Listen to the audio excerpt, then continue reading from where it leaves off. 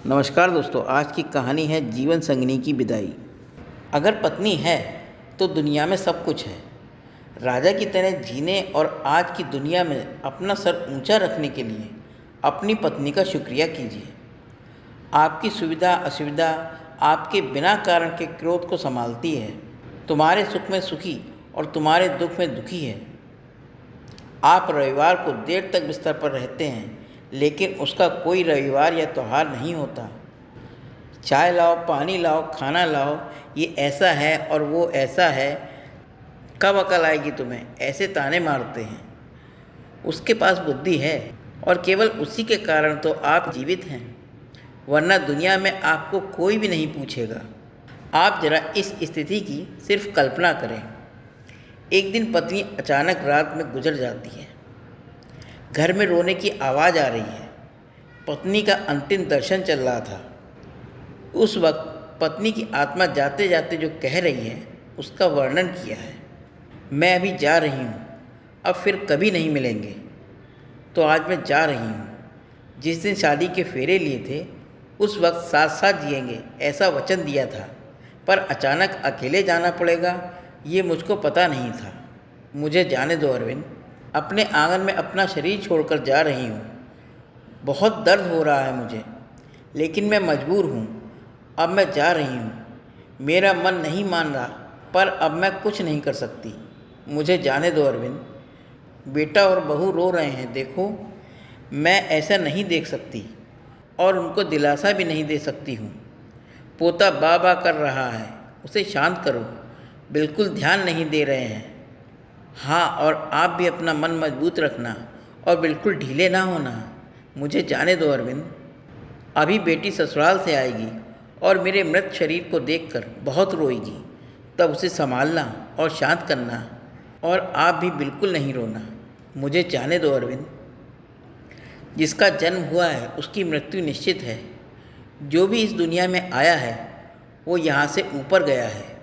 धीरे धीरे मुझे भूल जाना, मुझे बहुत याद नहीं करना और इस जीवन में फिर से काम में डूब जाना। अब मेरे बिना जीवन जीने की आदत जल्दी से डाल लेना। मुझे जाने दो अरविंद। आपने इस जीवन में मेरा कहा कभी नहीं माना। अब जिद छोड़कर व्यवहार में विनम्र रहना। आपको अकेला छोड़कर जाते मुझे बहुत चिंता हो रही है, लेकिन मैं मजबूर हूँ। मुझे जाने दो अरविंद। आपको बीपी और डायबिटीज़ है, गलती से भी मीठा नहीं खाना, अन्यथा परेशानी होगी। सुबह उठते ही दवा लेना ना भूलना। चाय अगर आपको देर से मिलती है तो बहू पर गुस्सा ना करना। अब मैं नहीं हूँ ये समझ कर जीना सीख लेना। मुझे जाने दो अरविंद। बेटा और बहू कुछ बोले तो चुपचाप सुन लेना, कभी गुस्सा नहीं करना। हमेशा मुस्कुराते रहना, कभी उदास नहीं होना। मुझे जाने दो अरविंद। अपने बेटे के साथ खेलना, अपने दोस्तों के साथ समय बिताना और थोड़ा धार्मिक जीवन जिए ताकि जीवन को सहमित किया जा सके। अगर मेरी याद आए तो चुपचाप रो लेना, लेकिन कभी कमज़ोर नहीं होना। मुझे जाने दो अरविंद। मेरा रुमाल कहाँ है, मेरी चाबी कहाँ है। अब ऐसे चिल्लाना नहीं, सब कुछ ध्यान से रखना और याद रखने की आदत डालना।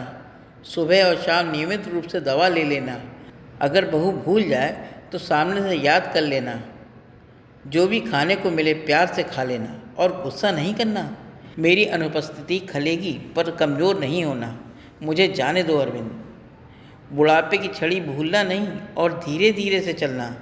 यदि बीमार हो गए और बिस्तर पर लेट गए तो किसी को भी सेवा करना पसंद नहीं आएगा। मुझे जाने दो अरविंद। शाम को बिस्तर पर जाने से पहले 1 लोटा पानी मांग लेना। प्यास लगे तभी पानी पी लेना।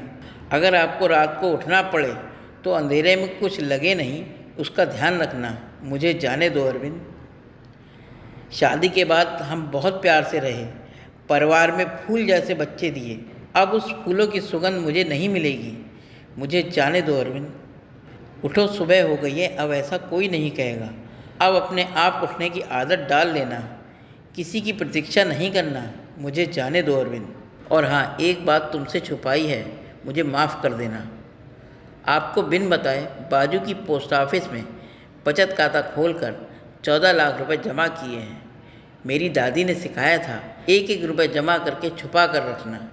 इसमें से 5-5 लाख बहू और बेटी को दे देना और अपने खाते में 4 लाख रखना अपने लिए। मुझे जाने दो अरविंद। भगवान की भक्ति और पूजा करना भूलना नहीं। अब फिर कभी नहीं मिलेंगे।